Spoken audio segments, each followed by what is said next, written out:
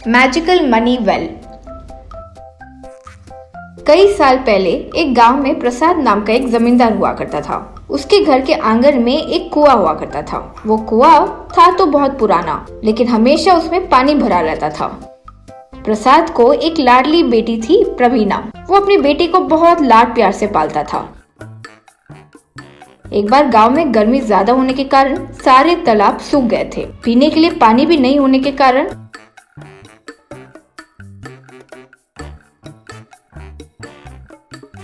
गांव वाले सब जमींदार के पास आकर, श्रीमान, गांव के सारे तालाब और झील सब सूख गए हैं, पीने के लिए तक पानी नहीं है। यूं अपनी दुविधा के बारे में कह रहे थे। मुझे समझ आ गया आपकी परेशानी क्या है। बताइए, अपने तरफ से आपकी क्या मदद कर सकता हूँ। श्रीमान, पीने के लिए क्या हम आपके कुएं के पानी को पी सकते हैं? जमींदार तब सोच में पड़ गया। यही मौका है, शायद ये मौका मेरे लिए ही है। यूं मन में सोचा। देखिए, मेरे कुएं से पानी इस्तेमाल करने में मुझे कोई आपत्ति नहीं है, लेकिन हर कोई कुछ ना कुछ पैसे दीजिए। एक 500 रुपए दीजिए। ठीक है जी, इस परिस्थिति में 500 रुपए में पानी तो मिलेगा। कहकर सारे लोग कुएं से पानी निकालकर घड़े में भरकर जमींदार को पैसे देने लगे। जमींदार खूब पैसे कमाने लगा।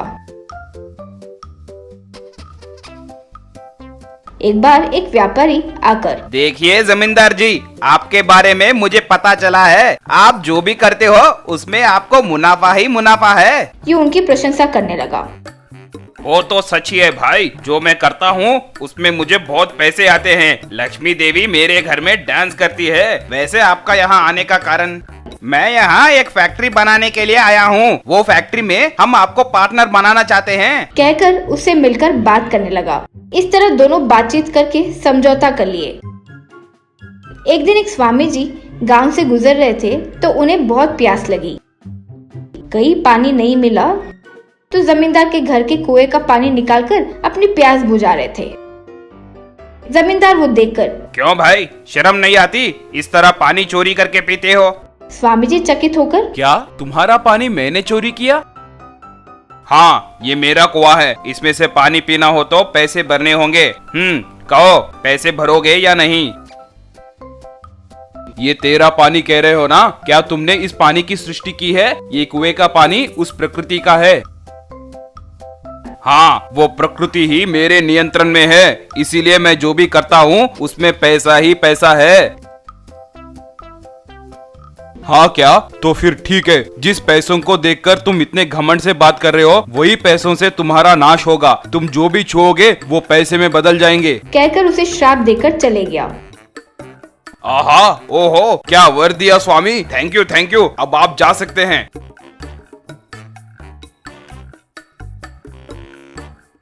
अगले दिन जमींदार कुएं से पानी निकालने के लिए कुएं को छूते ही वो कुआं पैसों के कुएं में बदल गया।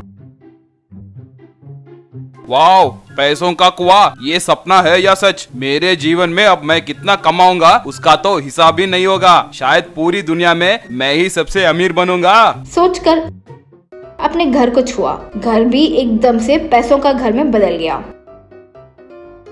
पेड़ को छुआ तो पेड़ भी मनी ट्री में बदल गया।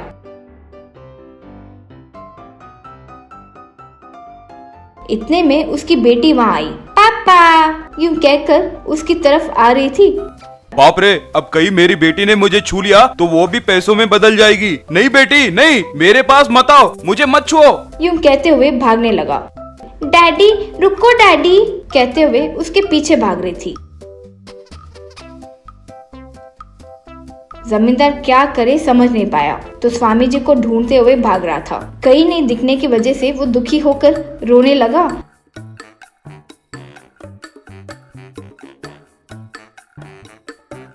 तो एक जगह पर आगे उसे एक पेड़ नजर आया। वो पेड़ के नीचे स्वामी जी तपस्या कर रहे थे। तो स्वामी जी के पास जाकर जमींदार, स्वामी जी, मुझे माफ कीजिए, मेरे किए गए अपराध के लिए मुझे क्षमा कीजिए। यूं निवेदन किया।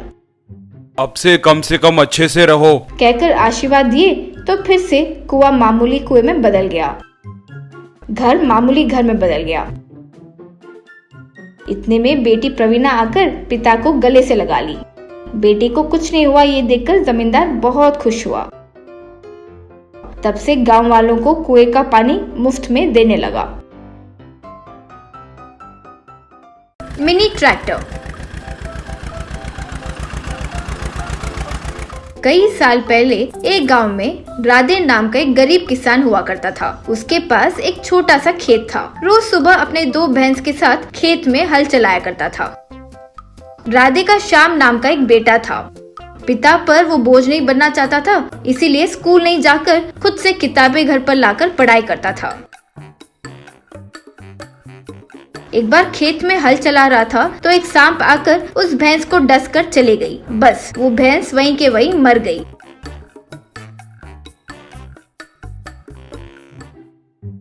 अरे रे, ये क्या हुआ? मेरे पास जो 2 भैंस थे वो भी मर गए। सोचकर दुखी हुआ। उस दिन राधे अच्छे से सोचकर अब खोए हुए भैंस को तो मैं वापस नहीं ला सकता। अब से मुझे ट्रैक्टर पर ही खेती करना होगा। सोचकर उस गांव के जमींदार के पास जाकर, श्रीमान, बदकिस्मती से मेरे दोनों भैंस के मर जाने के वजह से खेती का पूरा काम रुक गया है। किसान को आप ट्रैक्टर भाड़े पर देते हैं ना, मुझे भी दीजिए। हाँ सच है, लेकिन समय पर तुम मुझे पैसे दे दोगे ये कैसे विश्वास करूं? क्या गारंटी है? श्रीमान, अगर मैं आपको पैसे समय पर नहीं लौटाया तो मेरे खेत में आधा हिस्सा आपको दे दूंगा। जमींदार तब ठीक है कहकर राधे को पैसे दिया। अगले दिन राधे ट्रैक्टर पर खेती करने की कोशिश किया। बहुत छोटे खेत होने के कारण उस खेत पर ट्रैक्टर से हल चलाना बहुत मुश्किल हो रहा था। कुछ दिनों बाद जमींदार राधे के पास आकर, क्यों भाई, समय पर पैसे दोगे कहा था ना, पैसे कहाँ है? श्रीमान, सच में आपका ट्रैक्टर हमारे कोई भी काम नहीं आया। खेत का काम वही का वही रुक गया। कुछ दिनों का टाइम दीजिए। ये कहानियाँ मुझे मत सुनाओ। चुपचाप मेरे ट्रैक्टर के पैसे मुझे दे दो, वरना कहे गारंटी के प्रकार तुम्हारे खेत का आधा हिस्सा मुझे दे दो। ये अन्याय है। आप जो कर रहे हैं वो बहुत गलत है।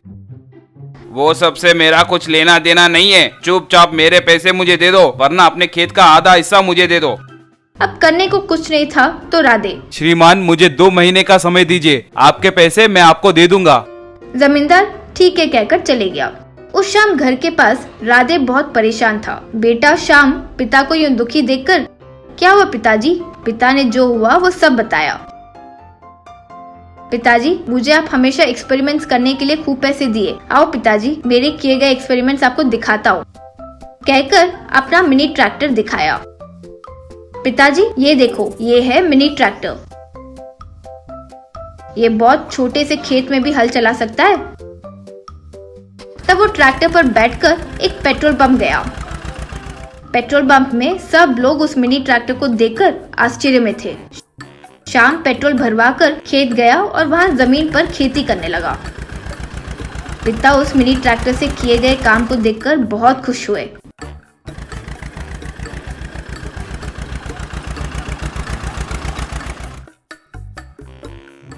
देखा पिताजी, हमारा मिनी ट्रैक्टर, अब से आपको किसी के आगे सर झुकाकर काम करने की जरूरत नहीं है। ये लीजिए, ये पैसे लेकर उस जमींदार को दे दीजिए। यूं कहकर पैसे दिया। किए गए बात के हिसाब से जमींदार को पैसे देकर उधार को भी चुका दिया। तब से श्याम राधे दोनों उस मिनी ट्रैक्टर में बैठकर खुशी से खेती करने लगे। डब्बा वाला बना करोड़पति। मुंबई में जुन्नू भाई नाम का एक स्मगलर रहता था। वो डायमंड स्मगलिंग करता था। एक दिन उसे पकड़ने के लिए सारे पुलिस मीटिंग लगाए। ऑफिसर, ये जुन्नू भाई हमारे एरिया में बहुत बड़ा स्मगलर है। वो डायमंड्स और कीमती पत्थर स्मगलिंग कर रहा है कहकर हमारे पास इंफॉर्मेशन है, मगर उसे पकड़ने के लिए हमारे पास कोई सबूत नहीं है। उसे हमें रंगीन हाथों पकड़ना होगा, इसलिए आप लोग उसके ऊपर निगरानी रखिए। 4 टीम्स में बंटकर उसकी निगरानी रखनी पड़ेगी। वो जब मिले तब उसे सराखों के पीछे डालना होगा। यस सर कहकर 4 टीम्स में बंटकर चले गए। उनमें से एक पुलिस चोरी छुपे थोड़ी दूर आकर जुन्नू भाई को फोन करके, जुन्नू भाई तुम्हें किसी भी तरह पकड़ने के लिए हमारे पुलिस तैयार बैठे हैं। अगर उनके हाथ लग गए तो तुम्हारी खिचड़ी बना देंगे, इसलिए संभल के रहना। और हमारे हिस्से साहब तुम्हें मारकर तुम्हारे सारे स्मगलिंग के पैसों को हड़प लेने की सोच रहे हैं। तुम्हारे पुलिस वाले मुझे बहुत प्यार करते हैं रे। वैसे देश में इतने सारे क्रिमिनल्स है ना, फिर भी मेरे पीछे ही क्यों पड़े हो? ठीक है कुछ भी कर लो, मगर मुझे पकड़ना तुम्हारी बस की बात नहीं है। मेरे स्मार्ट ब्रेन से बनाए प्लान से तुम मुझे नहीं पकड़ सकते, मगर इस बार मैं मेरा स्टाइल बदलूंगा, देखो। कहकर एक डब्बे वाले को फोन करके, जुन्नू भाई हेलो डब्बा वाला, हमने एक खिचड़ी सेंटर ओपन किया है। हम यहाँ तरह तरह के खिचड़ियाँ बनाते हैं। इस शहर में हमारे खिचड़ी को खाने वाले बहुत लोग हैं। तुम हर दिन आकर यहाँ से डब्बे ले जाकर उन्हें डिलीवरी करना होगा। तुम्हारे पैसे मैं तुम्हें फूलों में रख कर दूंगा। ठीक है भाई ठीक है, मुझे कहाँ आना है? जुन्नू भाई एड्रेस बताया। डब्बा वाला जुन्नू भाई के बताई जगह पर आया। जुन्नू भाई हर दिन एक खिचड़ी डब्बे का पार्सल बनाकर उसमें डायमंड्स छुपाकर किसे पहुंचाना है उनका एड्रेस देता था। उसे लेकर वो डब्बा वाला हर दिन उन्हें वो डब्बा पहुंचाता था अपने असिस्टेंट से। जुन्नू भाई, अरे ये डब्बा वाले की मदद से हम स्मगलिंग खुशी खुशी कर पा रहे हैं, कोई तकलीफ नहीं है। अगर ऐसे ही साल पूरा टारगेट खत्म किए तो हमें 100 करोड़ का लाभ मिलेगा। उतना ही नहीं, तुम्हें बोलना तो भूल ही गया, इस बार हमें बहुत बड़ा पैकेट डिलीवर करना होगा। वो डब्बे वाले को बुलाओ जल्दी। असिस्टेंट डब्बे वाले को फोन करके, अरे ओ डब्बा वाला कहाँ हो? जल्दी जुन्नू भाई खिचड़ी सेंटर के पास आ जाओ। आज बहुत बड़ा ऑर्डर है, छोटे छोटे डब्बे नहीं, आज बहुत बड़ा डब्बे से कैरेज को डिलीवर करना होगा। अगर ऐसे तुम अच्छे से डिलीवर करोगे तो तुम्हारी जिंदगी बदल जाएगी। ठीक है भाई अभी आ रहा हूँ कहकर जुन्नू के पास आया। जुन्नू भाई एक बड़े से कैरेज को उसके हाथ में देकर, रे इसे तुम लखन सेठ के घर में देना होगा, उनके घर में एक बड़ा पार्टी है। जाओ जाओ जल्दी जाओ, अच्छे से डिलीवरी करना। वो कैरेज को लेकर डब्बा वाला अपने बाइक पर चलने लगा। वो बाइक पर जा रहा था कि रास्ते में उसे एक गरीब दिखा। बहुत भूख लगी है श्रीमान, खाने के लिए कुछ दो ना, नहीं तो मर जाऊंगा। खाकर 1 हफ्ता हो रहा है। डब्बा वाले की आंख भर आई। अरे ये तो बहुत भूखा है, इसे तो कुछ न कुछ खिलाना पड़ेगा। ये कैरेज में से एक डब्बा निकालकर इसे खिलाऊंगा सोचकर वो गरीब को खिलाने खिचड़ी के डब्बे को निकाला, मगर उस डब्बे में उसे डायमंड्स दिखे। उसे देखकर डब्बा वाला, अरे ये क्या, ये डब्बे में डायमंड्स हैं? हर दिन ये जुन्नू भाई मुझसे डायमंड स्मगलिंग करवा रहा है क्या? अगर ये पूरे डायमंड्स मैं ले लूं तो बस है, इसके जैसे गरीबों की सहायता कर सकता हूँ। मगर ये पता चला तो वो जुन्नू भाई मुझे मार डालेगा, उससे बचने का कोई प्लान बनाना पड़ेगा सोचकर डब्बे में से पूरे डायमंड्स निकालकर एक थैले में डालकर सिर्फ कैरेज लेकर लखन सेठ को डिलीवरी किया। डब्बा को चेक करके लखन सेठ जुन्नू भाई को फोन करके, क्या रे जुन्नू, नाटक कर रहे हो क्या? डायमंड्स कहाँ पर है रे? इस खिचड़ी से मैं क्या करूँ? मेरे डायमंड्स मुझे दे दो, नहीं तो तुम्हें खत्म कर दूंगा कहकर चेतावनी दिया। जुन्नू भाई अपने असिस्टेंट को बुलाकर, रे इस डब्बे वाले ने मुझे धोखा दिया है, अपने डायमंड्स को चुराकर खाली डब्बे को डिलीवर किया है। लखन सेठ मुझे मार देगा कहकर धमकी दे रहा है। अब क्या करे? पहले वो डब्बे वाले को पकड़ो, उसकी हड्डी फसली तोड़ दो। भाई जल्दबाजी मत करिए, डब्बे वाले बहुत सिंसियर होते हैं, वो डब्बे खोलकर नहीं देखते। कुछ तो हुआ है, मैं पता करूंगा भाई कहकर डब्बे वाले के पास जाकर असिस्टेंट, रे तू हमारे पास डब्बा लेकर कहाँ कहाँ गया? क्या हुआ बोल? डब्बा बदल गया कहकर लखन से जुन्नू भाई को बहुत गाली दे रहे हैं, क्या हुआ? ठीक से बोल। भाई मैं हमेशा की तरह डब्बे को लेकर यहाँ से निकला भाई। बांद्रा में एक पुलिस ने मुझसे लिफ्ट पूछा, वो भी अपने कैरेज के जैसे ही एक कैरेज लेकर जा रहा था। मैंने उसे लिफ्ट दिया, अपने कैरेज को भी वो ही लेकर बैठा था। शायद उसके पास कुछ अदला बदली हो गया होगा। भाई मैं पता करके आऊँ क्या, उसमें कुछ कीमती चीज है क्या? असिस्टेंट कवर करते हुए, नहीं रे कुछ नहीं रे, कस्टमर कंप्लेंट दे रहे थे इसीलिए पूछा था मैंने, छोड़ दो मैं देख लूंगा कहकर उसे भिजा दिया। असिस्टेंट जुन्नू भाई से, भाई डब्बे वाले से कोई भी प्रॉब्लम नहीं है भाई, वो पुलिस वाले ही हमारी वाट लगा चुके हैं। अब क्या करेंगे भाई? वो पुलिस कौन है पता करके उसे टपका दूं क्या? दे पुलिस से भिड़ लिए तो हमारा काम तमाम हो जाएगा। जो हुआ सो हुआ, उसे छोड़ दो। लखन सेठ को भेजने वाले डायमंड्स दूसरों से भिजाओ। इस बार डब्बे वाला प्लान नहीं, दूसरा प्लान डालेंगे। डब्बा वाला उसके चुराए डायमंड्स को लेकर करोड़पति बन गया। वो डायमंड्स बेचकर आए पैसों से एक होटल शुरू किया। उसमें तरह तरह के व्यंजनों को तैयार करके उन्हें अपने बड़े से कार में डालकर भूखे और गरीबों को मुफ्त में खाना खिलाता था। वो लोग खुशी से उसे आशीर्वाद देते थे।